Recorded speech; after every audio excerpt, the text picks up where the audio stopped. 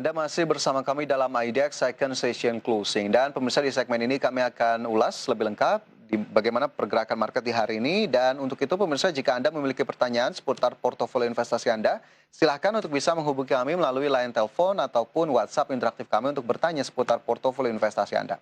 Dan langsung saja saya sapa Direktur Anugrah Mega Investama, Bapak Hans Kui. Selamat sore Pak Hans. Ya, selamat sore Pak. Sehat selalu ya Pak Hans? Iya, sehat Pak. Luar biasa. Pak Hans, ini kita lihat IHSG sepertinya hari ini cukup berdarah, bahkan meninggalkan level 6.000. Cukup kompak dengan bursa regional Asia sepertinya di hari ini Pak Hans. Tapi apa sebetulnya menjadi pemberat utama jika kita lihat dari laju IHSG di hari ini?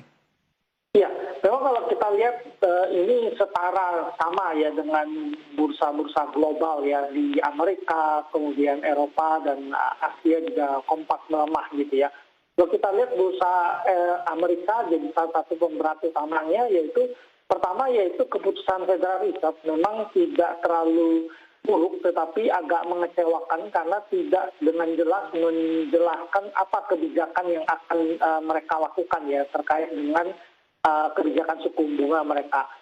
Federal Reserve memang masih mempertahankan suku bunganya dan tidak merencanakan perubahan pembelian obligasi ya atau tidak melakukan tapering. Tapi tidak memberikan satu signal yang jelas tentang apa rencana mereka ke depan gitu. Yang kedua adalah kalau kita lihat pasar juga melihat valuasi saham di Amerika cukup mahal gitu ya, dan ini juga dilihat di bursa-bursa global juga hal yang sama akibat dari ekspektasi pandemik yang cepat berlalu ternyata tidak terjadi gitu ya. Jadi valuasi yang mahal menyebabkan pasar tertekan turun ke bawah gitu.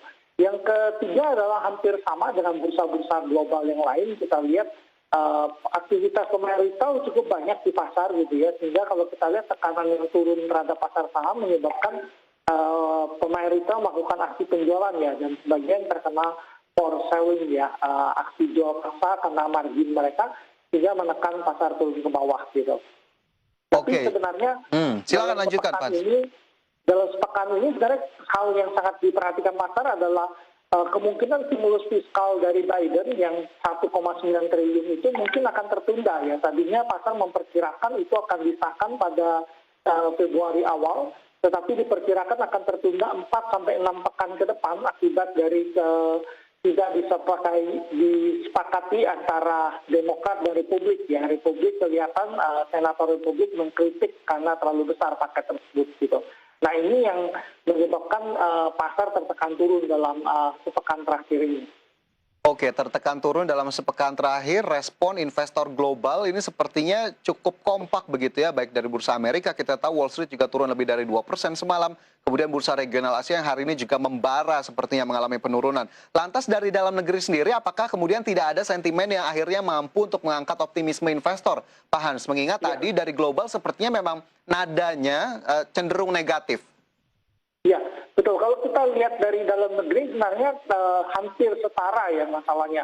Kasus COVID-19 di seluruh dunia meningkat cukup banyak ya, Amerika, Eropa. Bahkan di Indonesia kita lihat di hari Selasa kita udah menembus 1 juta ya. Jadi kita adalah yang tertinggi di Asia Tenggara gitu ya, dan kasus 1 juta tadi gitu. Jadi pasar sedikit panik karena kasus tersebut. Kalau kita lihat Kementerian Keuangan itu mulai mengubah alokasi anggaran ya, karena butuh dana lebih banyak untuk menghadapi pandemik akibat kasus yang sudah menembus 1 juta sendiri gitu. Yang kedua adalah vaksin ya, kalau kita lihat di dalam negeri vaksin kelihatan adem ayem, tapi kalau di luar negeri kalau kita lihat mulai ada konflik karena perusahaan seperti AstraZeneca itu dikomplain oleh Uni Eropa karena tidak bisa menyediakan vaksin dengan cepat. Nampaknya seluruh dunia akan menyadari bahwa vaksin tidak tersedia dengan cepat, produksi vaksin terbatas, distribusi vaksin cukup punya masalah gitu ya. Jadi itu menjadi tekanan juga bagi indeks dari dalam negeri gitu. Nah kalau dalam negeri sebenarnya beberapa hari ini ada 2 isu yang kita perhatikan. Yang pertama adalah perpanjangan PSBB yang dilakukan ya. Ini tentu bukan sentimen yang positif tapi sentimen yang negatif ya. Karena ini mengganggu pemulihan ekonomi. Yang kedua adalah kasus BPJS tenaga kerja ya, yang penyelidikan yang dilakukan kejaksaan ini cukup mengganggu gitu ya. Karena kalau kita lihat tentu pelaku pasar sedikit hati-hati dengan kasus ini. Biarpun sebenarnya BPJS tenaga kerja setahu kami itu cukup bersih di sana ya. Jadi adapun kerugian yang ada kalau kita perhatikan itu memang benar-benar karena kerugian volatilitas akibat pandemi COVID ya, bukan karena kasus seperti Jiwasraya sendiri. Oke, ada beberapa hal ternyata ya dari dalam negeri yang sepertinya menjadi fokus pasar juga. Tapi apakah kemudian penurunan yang terjadi di hari ini, Pak Hans, mengingat ini sudah 4 hari terakhir begitu ya, mengalami pelemahan ataupun koreksi, masih terbilang wajar atau sudah di luar ekspektasi penurunannya, Pak Hans? Ya, kalau kita perhatikan sebenarnya memang agak berlebih penurunannya, tetapi kita harus menyadari transaksi retail yang menggunakan margin cukup besar di pasar, sehingga kalau kita lihat di berbagai sekuritas terjadi aksi for sale yang dilakukan untuk mengamankan posisi margin yang terjadi gitu. Jadi kalau dibiarkan memang akan turun kayak bola salju ya. Jadi kalau ada yang kena for sale turun lagi, ada yang kena for sale turun lagi ke bawah gitu. Jadi karena transaksi margin tersebut gitu. Dan memang kalau kita lihat kan ada fenomena orang ada yang minjam di pinjaman online, kemudian transaksi margin. Ini tentu agak merugikan ya, jadi ada kepanikan sedikit, pasar bergerak turun ke bawah. Tapi secara umum sebenarnya pasar saham sudah naik cukup banyak ya.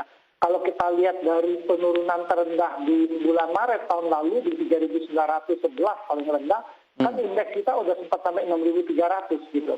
Kemudian di bulan Januari indeks kita dari bawah 6.000 sudah naik banyak waktu itu. Jadi kalau kita pikir koreksi yang terjadi saat ini di pasar, sebenarnya koreksi yang wajar dan membuka peluang kembali bagi pelaku retail untuk melakukan akumulasi beli kembali ya. Jadi menyuntikkan dana ke rekening dan melakukan pembelian saham kembali. Menunjukkan peluang untuk bisa kembali melakukan pembelian begitu ya, mengingat koreksi yang terjadi. Tapi jika ditelisik dari sisi valuasinya sendiri, Pak Hans, sebetulnya level IHSG saat ini mengkonfirmasi apa ini? Dan sebetulnya arahnya masih akan terus mengalami koreksi kah atau justru ini sangat temporer sekali, bahkan pekan depan mungkin perbaikannya cukup oke?